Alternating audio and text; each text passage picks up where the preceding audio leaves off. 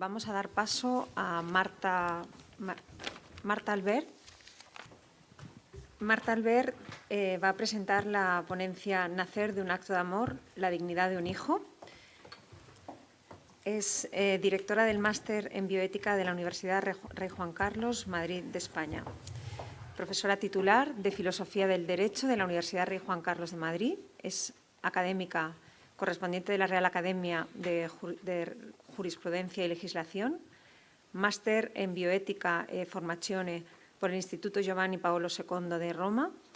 Dirige el Máster Universitario en Bioética de la Universidad Rey Juan Carlos. Es editora asociada de la revista Cuadernos de Bioética y pertenece a la Junta Directiva de la EBI. Lidera el equipo de investigación de la Universidad Rey Juan Carlos en el proyecto europeo Be Better Informed About Fertility. Participa en el proyecto financiado por PINOA sobre la igualdad y no discriminación en la atención farmacéutica a las personas transexuales en España. Muchas gracias, profesora Marta Albert.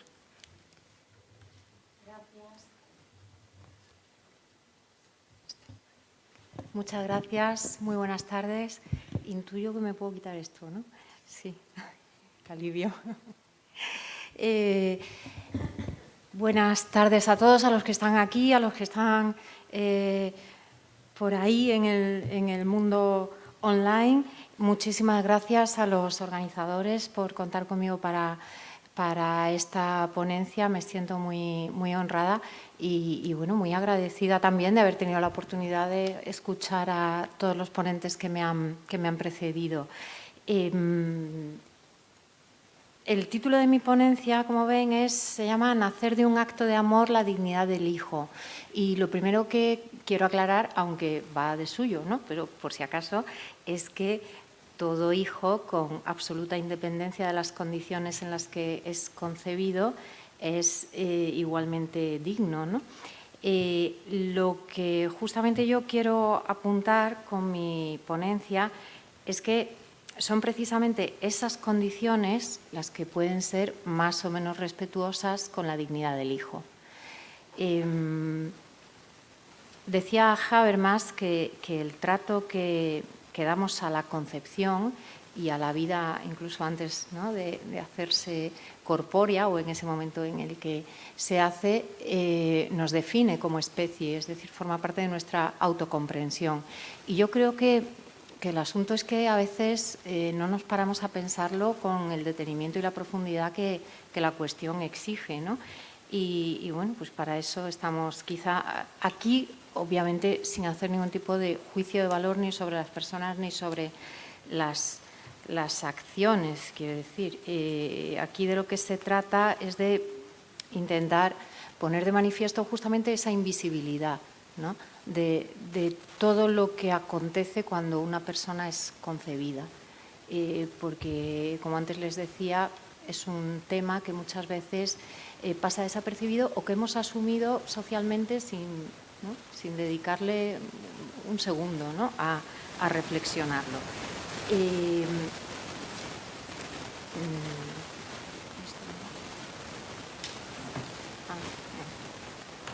Aquí ya tengo los poderes.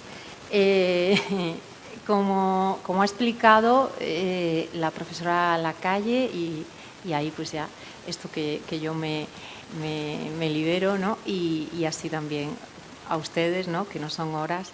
Es imprescindible situarnos en el contexto de la revolución del 68, que fue la revolución del graffiti. Ella también ponía uno, ¿no?, yo tengo aquí el mío. Este era uno de los más conocidos, ¿no? Es verdad que la revolución y el sexo iban como intrínsecamente unidos, ¿no?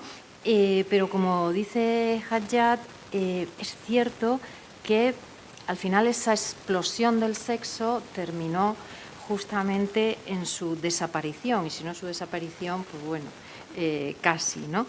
El sexo se diluye frente al concepto de género, ¿no? Incluso Judith Butler, que tiene mucho sentido del humor, dice, vamos a terminar diciendo anoche tuve género con fulanito, ¿no? Porque ya realmente, ¿no? O sea, yo soy jurista, ¿no? Son cosas que pasan, ¿no? Y es verdad que como Estado civil, ¿verdad?, le queda un telediario, ¿no? O sea, la desaparición del sexo es algo real, de ahí ¿no? La importancia radical, yo creo, de la ponencia del doctor Granada. En fin, que esto implica algo, ¿no? El juego de sexo y género tiene mucho que ver con la idea de que la naturaleza se ha vuelto muda, no tiene nada que decirnos, y en cambio sí la construcción social, ¿no? de las cosas. En ese contexto, claro, siempre hablamos de que el sexo se libera, y se libera fundamentalmente de la consecuencia más pesada, ¿no? Que es la de la generación de los hijos, ¿no? El sexo se libera de la reproducción, pero nos fijamos menos en que prácticamente en el mismo momento histórico la reproducción también se libera del sexo. Las dos cosas ocurren prácticamente a la vez, y entre la píldora por un lado, las técnicas de reproducción humana asistida por el otro, nos encontramos con un panorama completamente inédito, ¿no? Sexo sin hijo, hijo sin sexo, pues esto es una cosa realmente importante, ¿no? De ser la procreación algo así como la consecuencia no deseada de la satisfacción, pues, de un impulso, pasa a convertirse en un acto voluntario, en un acto intencional, bien reflexionado, muchas veces mejor considerado cuanto mayor reflexión le precede, y que además se legitima a sí mismo en nombre de esa propia voluntad, ¿no? Del formar parte del proyecto parental, el proyecto reproductivo o la voluntad procreativa de la persona. Todo esto son expresiones que se usan jurídicamente, ¿no? Para justificar las modificaciones que estamos viendo en materia de filiación, maternidad subrogada, etcétera, ¿no? Copaternidad, comaternidad, tal. Así que la cuestión es que no solamente es el sexo el que se libera, sino que de alguna manera, la reproducción, perdón, no solamente se libera del sexo, sino que se libera incluso de la misma diferencia sexual, ¿no? El último proyecto, no sé si esta es la ultimísima versión, pero al final parece que van a ser dos, ¿no? De las leyes de identidad de género, hablan ya de personas con deseo gestacional, de personas, ¿no? Sin más. Pero bueno, que yo creo que no es más que el culmen, digamos, de ese proceso emancipatorio, ¿no? Tampoco... la cuestión que quisiera poner de manifiesto es que yo creo que no es tanto la anticoncepción como la apropiación de la concepción lo que es verdaderamente revolucionario y lo que nos ha cambiado verdaderamente la mentalidad, ¿no? y el paradigma del venir al mundo, ¿no? Lo que ocurre aquí es que nos hemos hecho dueños de la generación de otros, y eso antropológicamente es muy fuerte, ¿no? En Donum Vitae se dice que se describe, digamos, este proceso como que lo que ocurre es que la generación se sumerge dentro de la lógica del dominio, y eso pues resulta que quiebra la libertad y la igualdad humanas, ¿no? Y dice, joder, vaya, ¿no? O sea, qué exageración, ¿no? ¿No? Pues, y en cambio, pues yo, como antes les decía, creo que esa apreciación no está en absoluto desenfocada, ni siquiera me parece exagerada, me parece bastante correcta. En realidad, aunque yo ahora la defenderé con argumentos de pensadores que o bien son ateos o bien no piensan directamente desde esos planteamientos, ¿no? Yo creo que merece la pena pararnos a pensar que eso que ha entrado dentro de la lógica del dominio, que oye, a priori pues, tampoco tiene por qué tener nada de malo, ¿no? Siempre y cuando, y en determinados contextos, sea una acción que finaliza en uno mismo, ¿no? Yo ahí estoy pensando como jurista, lo sé, ¿no? Pero es que el problema es que eso que estamos introduciendo dentro de la lógica del poder implica a otro ser humano que viene al mundo, implica a su venida misma al ser, ¿no? Y ahí ya, antes les decía, estoy pensando como un jurista, es que ahí es donde entra el problema de la justicia, de la igualdad y de la libertad, cuando nos situamos en un contexto donde hay más de uno. Y por eso, y a mí me parece que el asunto del hijo pues es central y que tiene todo el sentido hablar de libertad y hablar de igualdad, que son los dos ingredientes básicos de la justicia, porque la justicia es lo que ocurre o no ocurre, pero debería ocurrir cuando hay dos personas o más que se relacionan, ¿no? Y claro, les explico brevemente por qué creo yo que eso ocurre y cómo ocurre. Les voy a hablar simplemente de 3 cuestiones. Hay más, ¿vale? Y bueno, el asunto es prácticamente inabarcable porque afecta a muchísimos ámbitos de nuestra vida. Pero en términos generales, y lo ha dicho la profesora Lacalle también, y lo que yo quiero transmitirles es que me parece que al apropiarnos de ese fenómeno misterioso de la concepción y establecer sobre él o entenderlo en términos de relaciones de poder, perdemos el sentido de la paternidad, de la maternidad, de la filiación. Lo perdemos, ¿no? Es necesario expropiar, ¿no?, la concepción, por decirlo así. Y ahí, pues, yo señalaría 3 cuestiones que, digamos, son un poco como sintomáticas, ¿no? En primer lugar, la filiación y la modificación profundísima que estamos viendo que poco a poco va experimentando. También la cuestión de la responsabilidad parental, ¿no? Y todas estas cuestiones que están a la orden del día y que a veces nos ponen un poco los pelos de punta, ¿no? Todas las acciones Wrongful Life, el movimiento antinatalista, uno dice, ¿no?, ¿quién puede, ¿no?, de dónde sale una idea así, ¿no? Y por último, la cuestión central, que es la de el trato injusto respecto al hijo, ¿no? La primera, pues la verdad es que ahí la tenemos a partir o en dos aspectos distintos, ¿no? Por una parte, las progresivas extensiones en el régimen jurídico de los usuarias de las técnicas de reproducción humana asistida, es verdad que en la mayoría de los casos, o muchas veces, se entiende como una expansión de los derechos o de los titulares de derechos, pero realmente va desvinculando cada vez más, bueno, en realidad algo que nunca existió, que es la vinculación entre el recurso a las técnicas y la curación de la infertilidad o algo parecido, ¿no? Cosa que no se corresponde con la realidad. Al final, no les hablo de intentos que nosotros no hemos padecido, pero otros países de nuestro entorno sí, de legalización de la maternidad subrogada. La filiación se construye para dar padres a los hijos que los necesitan, no para dar hijos a los padres que desean tener hijos. Y eso parece que no lo vemos, y los juristas, que tenemos muy mala prensa, pero realistas somos. Y lo que hemos visto desde que la institución jurídica de la filiación existe es que tener hijos no es ningún chollo, tener hijos es una responsabilidad tremenda. Y los que son ideales para comérselos de bebés, pues luego, en fin, la cosa varía, luego se arregla y todo eso, ¿no? Pero los que somos padres, pues esto lo entendemos bien.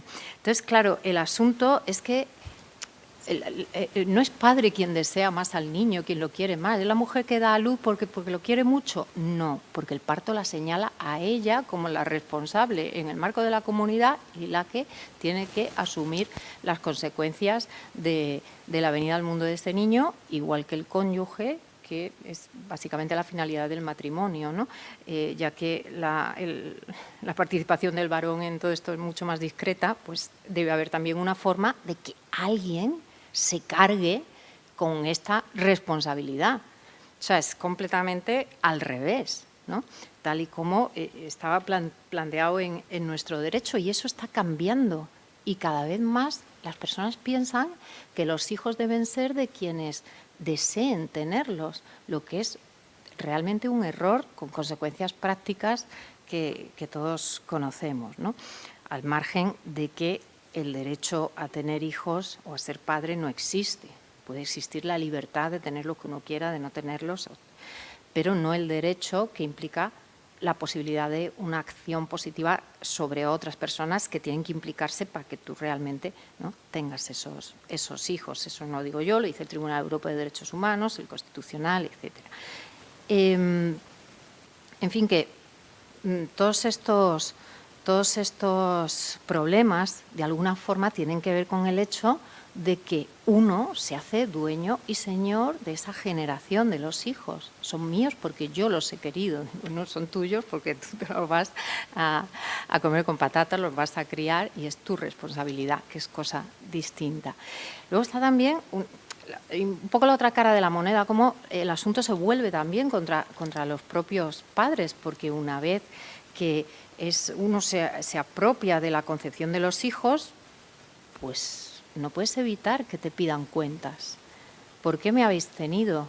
¿Por qué me habéis tenido si mi vida no tiene ningún sentido? Si tengo una enorme discapacidad, es que yo no quiero vivir. ¿Por qué me tuvisteis? Vamos, que las wrongful life son acciones judiciales que se llevan a trámite, ¿no? No es ciencia ficción. En nuestro país, afortunadamente, la cosa está un poco más contenida, pero en Estados Unidos no son infrecuentes. Y algo parecido ocurre con el movimiento antinatalista. Yo recuerdo hace un par de años así, que demandó a los padres porque no le consultaron para tenerle.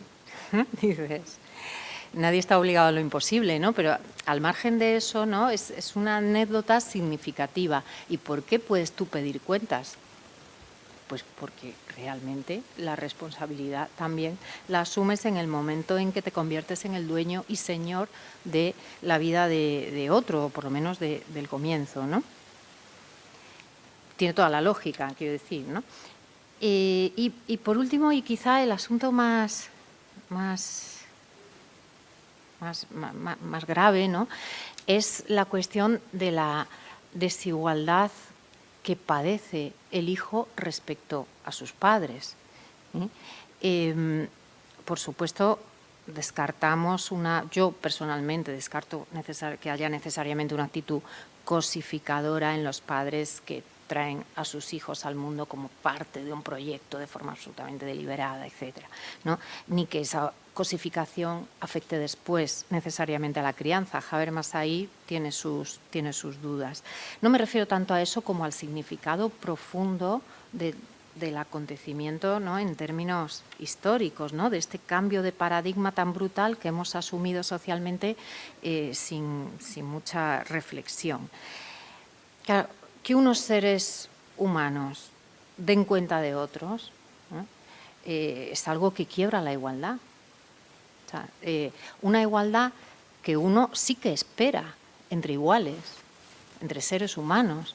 No es un paradigma que tú exijas o que tú pienses en la relación entre el creador y las criaturas. Pero cuando eso ocurre entre iguales, chirría, porque se genera una asimetría que no es razonable. Y una asimetría no razonable o una desigualdad no razonable, por definición, es una discriminación. El Tribunal Constitucional define así la discriminación, una desigualdad de trato que no tiene un fundamento razonable, sensato. Entonces, esa quiebra en la igualdad se produce necesariamente cuando, de alguna manera, ese hijo que es programado ha perdido esa contingencia. Habermas habla mucho de contingencia del origen, ¿no?, como un requisito básico de la libertad y de la posibilidad de autocomprenderse a sí mismo de una forma completa, ¿no? ¿Qué hago yo aquí? ¿Por qué estoy? ¿No? Esa respuesta debe poder responderse, no sé hasta qué punto, sin un ser que no sea contingente, pero desde luego ese no contingente no puede ser tu padre o otro igual que tú, o tu madre, ¿no? Y ahí es donde realmente quiebra la igualdad y quiebra la libertad. Y si no lo queremos ver, pues bueno, es también hasta cierto punto legítimo o normal, pero realmente eso está está ahí. Me parece a mí que Habermas, desde su planteamiento, lleva mucha razón, ¿no?, en insistir en esta desigualdad profunda que se genera entre generaciones y que no tiene justificación, ¿no? Claro, y la pregunta, ¿no?, ¿cómo podemos hacer salir, ¿no?, la generación de esa lógica del dominio, cómo sustraerla de todo ese... Uy, lo he apagado, ¿no? Ah. Cómo sustraerla, ¿no?, de esa lógica que estamos viendo que produce consecuencias indeseables y seguramente inesperadas, ¿no? No creo que nadie en el 68 estuviera pensando en que todo esto podría ocurrir, ¿no? Pero bueno, está ocurriendo, ¿no? Y en eso no son horas, no les voy a explicar la esencia de la filosofía ni la condición moral del conocer filosófico, pero siempre que pienso yo en estas cosas me acuerdo mucho de este autor, de Max Scheler, porque él distingue el dominio y el amor como dos formas básicas de estar en el mundo, y hay poco más, ¿no? Él es verdad que se refiere fundamentalmente en esa obra a otras cuestiones y a la actitud del científico y del filósofo, ¿no? Y curiosamente esa actitud que no consiste en dominar sino en amar es la condición moral del conocimiento, ¿sí?, que para él ¿no?, el conocer tiene unos requisitos morales, ¿no? Pero a lo que voy, y que me parece que merece la pena destacar, es que sustraernos de la lógica del dominio no tiene, creo yo, muchas salidas distintas que adentrarnos en la lógica del amor, que no es ciego, ¿no?, que tiene 100 ojos, ¿no?, y que nos reconecta con el ser padre y con el ser hijo. Todo lo que implica una actitud de acogida, de receptividad, de hospitalidad, ese suspender, ¿no?, la voluntad de dominar, de poder, y simplemente entregarse, lo que viene siendo, ¿no?, la lógica del don. Y que curiosamente, como les digo, es la actitud que permite conocer de verdad las cosas, dice Max Scheler en esa obra que es maravillosa, es también la que nos permite, la que nos abre a nuestra condición de padres y de hijos, y la que nos permite, creo yo, de alguna forma retomar, volver a entender y a entendernos a nosotros mismos en el contexto de las relaciones de generación. Claro, esto dice, pues usted lo dice, pues vale, ¿no? Pero ¿cómo lo hago, no? Perdone, quedan 2 minutos. Voy. Spemann dice una cosa que es sencilla, pero que a mí me gusta mucho recordarla, y es que engendra por oposición a producir, ¿no? No produce un hijo, sino que lo engendra el que está haciendo otra cosa mientras. Y a mí me parece que esa frase está cargada de sentido, ¿no? Y de usted, ¿qué hacemos mientras? Hombre, ¿no? Pues ¿qué vamos a hacer? Es que ahí yo creo... No, se pueden hacer muchas cosas, ¿eh? Algunas atroces, una agresión sexual, por ejemplo, ¿no? Algunas inmorales. Pero en cada momento el asunto aquí es a dónde se dirige intencionalmente mi voluntad, ¿sí?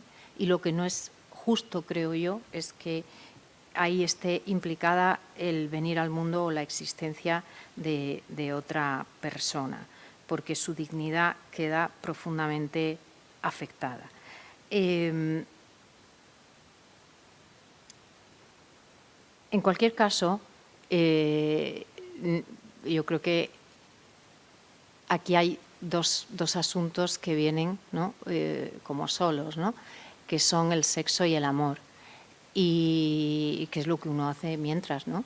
Y yo lo que pienso es que me parece a mí que puede ser, no sé si estratégicamente o en realidad, ¿no?,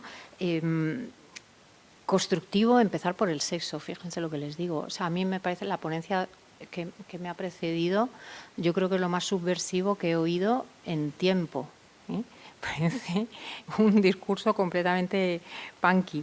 Y yo creo que eso es lo que hay que hacer. O sea, quiero decir, ahí es donde tenemos que estar. O sea, por eso, como en la última diapositiva, he vuelto a poner el graffiti, porque yo creo que hay que recuperar ese sentido subversivo del sexo y recolocarlo, ¿no?, donde ha explicado el doctor Granada, exactamente. Y el amor viene entonces, porque está ya ahí. Y me parece que el sexo, la carnalidad, todas las cosas de las que nos habla la teología del cuerpo probablemente contengan la solución a algunos de los problemas de los que hemos hablado. Nada más, muchas gracias.